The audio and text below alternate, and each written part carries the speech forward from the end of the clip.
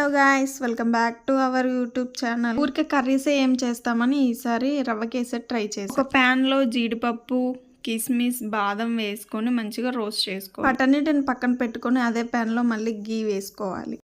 1 cup Bombay రవ్వ వేసుకొని మొత్తాన్ని గీలో మంచిగా ఫ్రై చేసుకోవాలి. పచ్చివాసన పోయేంత వరకు ఫ్రై చేసుకోవాలి. బొంబాయి రవ్వ ఏ కప్లో తీసుకున్నానో అదే కప్పుతో 3 కప్స్ వాటర్ పోసుకోవాలి. దీనికి 3 కప్స్ వాటర్ సరిపోతుంది, ఎక్కువగా వేయకండి. మంచిగా ఉడికేంత వరకు మిక్స్ చేసుకోవాలి. అడుగంటకుండా మిక్స్ చేసుకోవాలి మొత్తాన్ని. అదే కప్పులో 1 కప్ దాకా షుగర్ అనేది తీసుకోవాలి. మొత్తాన్ని ఒకసారి మిక్స్ చేసుకోవాలి. అందులోనే గీ కొంచెం వేసుకొని మొత్తాన్ని ఒకసారి మిక్స్ చేయాలి. మనం ఆల్రెడీ రోస్ట్ చేసుకొని పెట్టుకున్న డ్రై ఫ్రూట్స్ అండ్ కొంచెం ఫుడ్ కలర్, ఇలాచీ వేసుకొని మొత్తాన్ని ఒకసారి మిక్స్ చేసుకోవాలి. రవ్వ కేసరిలో గీ అనేది కొంచెం ఎక్కువగా పడుతుంది. మన రవ్వ కేసరి రెడీ అయిపోయింది. Please subscribe.